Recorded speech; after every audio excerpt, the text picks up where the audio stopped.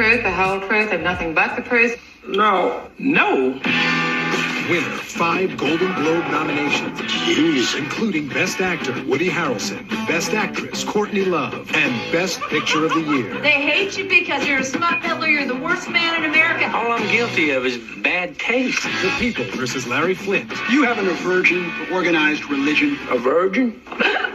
Rated R. Now in select cities. Starts Friday everywhere.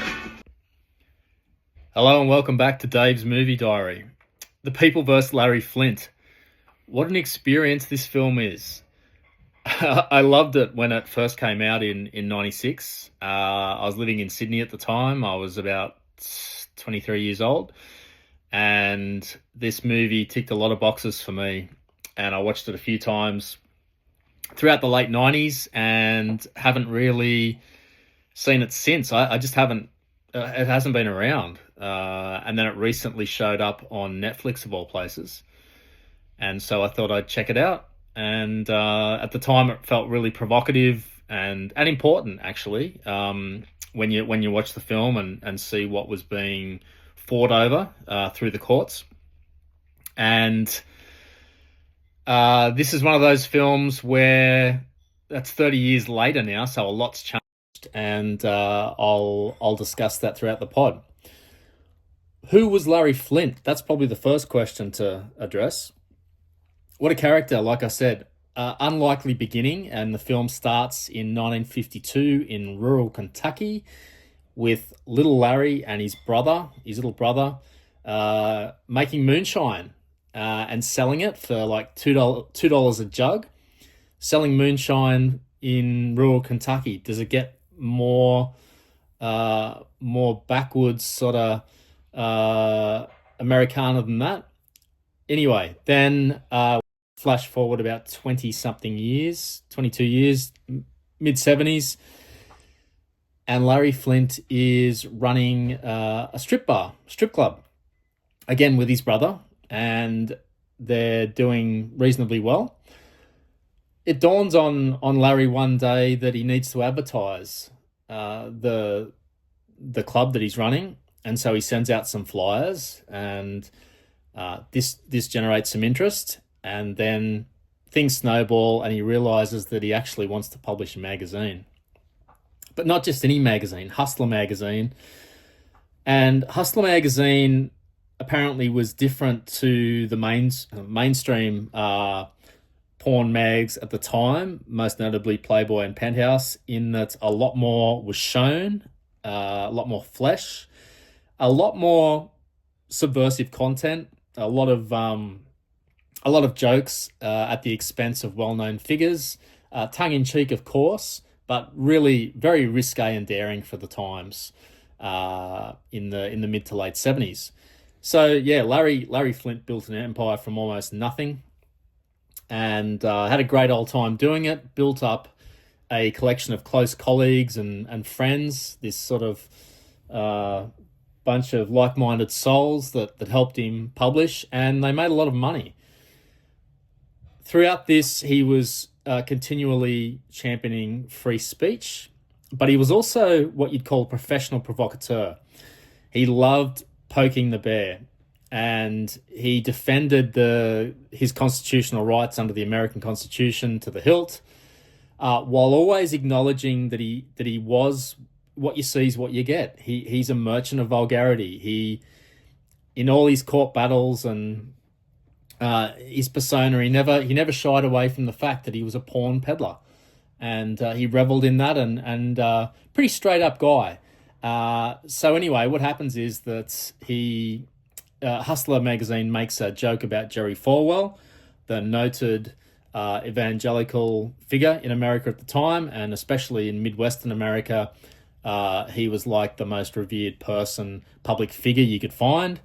And so Hustler magazine and Larry Flynt took on a pretty big target there, and made a joke about him and his mother, and a very close relationship between them in an outhouse, and didn't go too well. The joke didn't land too well with Jerry Falwell, and so many court actions ensue. Jerry Falwell sued Larry Flynt.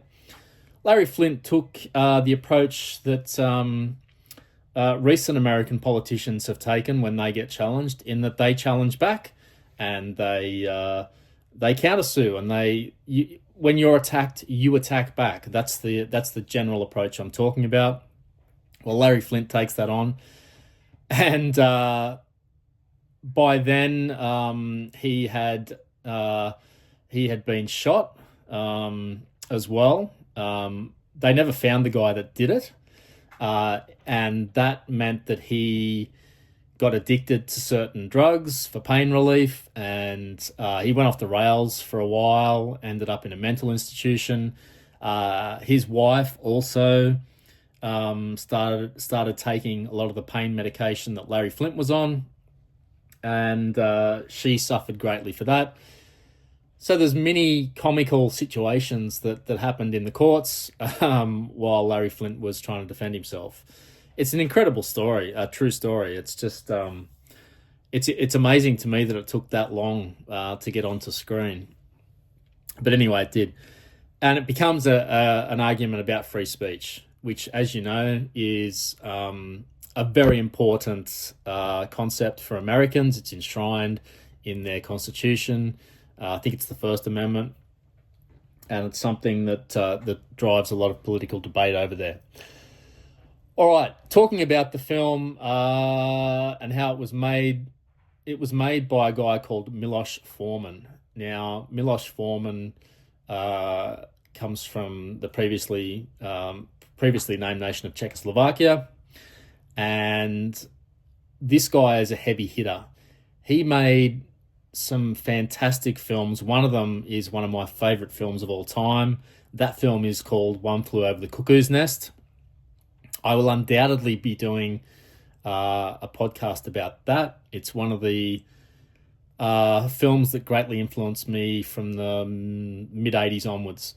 He also made a film called Amadeus, which won a lot of Academy Awards in 1984. And he made this film. He also made Man on the Moon a few years after this film, which was about Andy Kaufman, the rebellious comic. So I'm joining some dots here, but I assume that Milos Forman kind of relates well to outsiders, people fighting institutions, because of his history in Czechoslovakia. He would have been in Czechoslovakia when the Soviet rule was still in place, and throughout the late 60s in particular, there were lots of clashes in Czechoslovakia, and Milos Forman, as you see in lots of other countries where there is lack of democratic rule, filmmakers and other artists find ways to get the point across. Milos Forman did that with films in the mid to late 60s, including The Fireman's Ball. And once he sort of started making films in America, he did take on these interesting projects, which, like I say, had this theme. This film about Larry Flynt, he's an individual fighting against the system. You have McMurphy in One Flew Over the Cuckoo's Nest, definitely taking on the system there. Man on the Moon, Andy Kaufman, not so much taking on a system, but just taking on the norms of society and bending them and trying to break them to comic effect. So he's really in his element, making films about these people. There is one difference though, and I was thinking about this when I was watching the film. Larry Flynt, for me anyway, is a bit harder to admire than some of those characters I've mentioned. Yes, he's depicted as an honest guy here, that he never tries to hide what he is, but just the way he goes about things is a bit hard for me in my 53-year-old mindset to really admire too much. The 23-year-old me greatly admired this, because he was probably verbalizing a lot of things that I thought myself, and the way that he did it probably appealed to me back then. Now, Woody Harrelson plays the character of Larry Flynt, So, like I said, this was in 1996. Woody Harrelson had been around for a while by then. He made his name in the TV comedy show Cheers, and he became one of the favourite characters in that. And then he transitioned into films when Cheers finished up. And he made quite a splash in the early to mid-90s, more so in films like White Men Can't Jump, which was like a comedy drama with Wesley Snipes. He was great in that. He's a really natural sort of performer. This film, I feel like, was one of his earliest forays into a more dramatic role. It's kind of like what Tom Hanks did when he did A League of Their Own, or definitely Philadelphia, of course, and made that successful transition. And this did cause a big splash. Woody Harrelson's performance, he got a lot of awards love, and he is brilliant in the role, and he shows a lot of commitment and energy, and he's really identifiable in this role. I forgot it was him a few times. He just becomes the character. I did wonder a few times, though, whether the performance got a bit too broad. Maybe it did, but then again, maybe that's the character of Larry Flynt. Larry Flynt, by the way, does appear in the film in a cameo comically as the judge. The initial judge who hears the case against Larry Flynt and punishes him mercilessly. So that's pretty funny to see. Now, Courtney Love plays Larry Flynt's wife in this. She was a real surprise package in this. I'd only ever known her as the lead singer in the band Hole, and of course as Kurt Cobain's wife before his demise in 1994. She was a larger-than-life character. She's perfect in this role because I felt like her public persona really overlaps with the role. She's a wild, crazy, hard-on-your-sleeve character, so authentic. I feel like she probably wasn't acting too much in this, but still, it's a great performance, and it's one of the best in the film. Really drives the whole... She's like the anchor in the film, I guess you could say. But then again, so is Ed Norton. He's the young lawyer who has the luck or the misfortune, depends how you look at it. The luck in terms of financial rewards, I would say, from continuously being in court and defending Larry Flynt. The misfortune at having to put up with Larry Flynt's diatribes and crazy ideas and trying to rein him in, getting fired occasionally as legal counsel and then coming back on board, saying he's never going to help him again and then helping him again. I feel like Larry Flynt was probably one of those people that drove you crazy, but that you learn to love, I guess. Anyway, Ed Norton in this is so young looking. It's the same year that he appeared in Primal Fear. He looks like he's about 17 years old. And there's a joke made when Larry Flynt first meets him that he'll wait for him to get out of law school before he takes him on.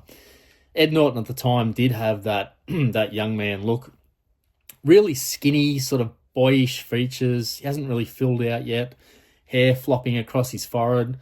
But he always brings, even now, he brings intelligence and restraint and stability to his roles. I saw him as Pete Seeger recently in the Bob Dylan film with Timothy Chalamet, and that was another perfect role for him. He always...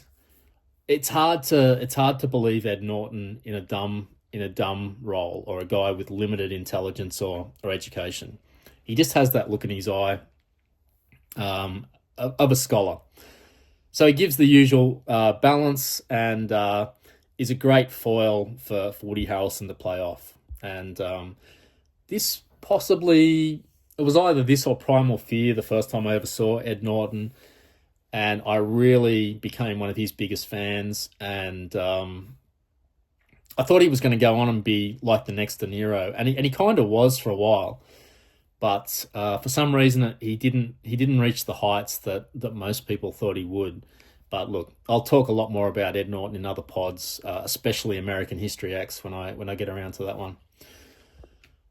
Now, the film itself, like I said, I think my opinion has definitely changed over time, and there's a connection there with the way I felt about Scarface.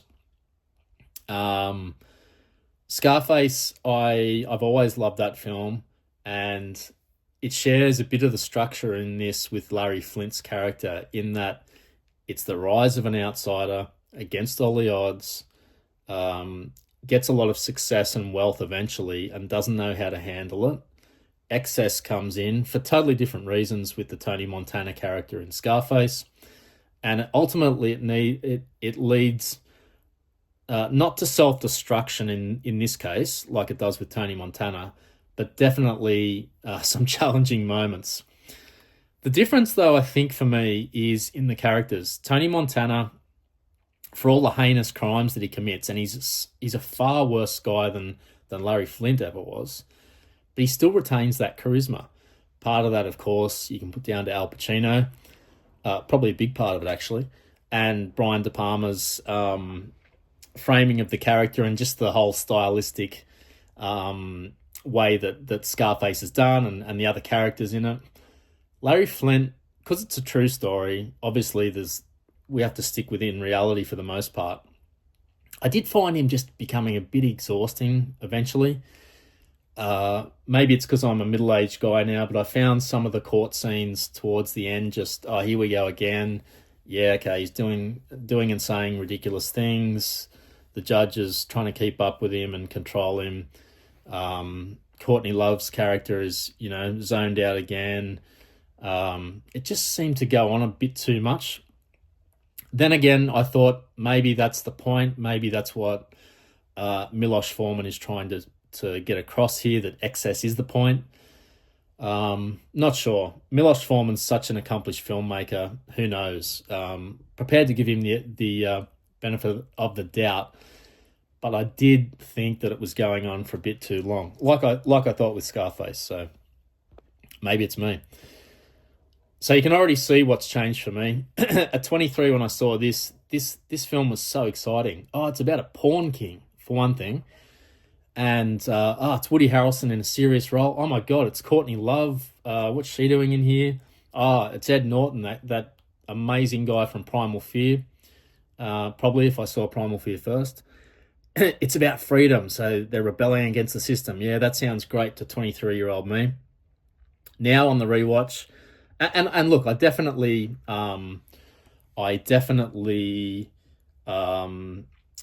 saw the performances for what they were, which they are. They're excellent. But I think now, I'm less interested in the provocation for its own sake, if that's what the film's aiming at. And I can still admire the argument that's being made in this film. I do agree with freedom of speech to an extent. And I am against censorship. I've always been against censorship. If you've ever listened to the First Blood pod, I think I outlined in that the arguments I used to have with my parents in the 80s about watching violent films and not agreeing that it has an impact on people. I still think that's the case. So this movie, when it came out in 96, ticked all the boxes for me. Now, being older and a bit more boring, some of those things just don't land as much for me. So maybe it's an age thing. If you're younger, you've seen Woody Harrelson in The Hunger Games and all the other films that he's made more recently. Seeing him as Larry Flynt, seeing a great performance from Courtney Love, and realizing that this is a true story about this guy who lived an incredible life. It's still worth watching. Don't get me wrong.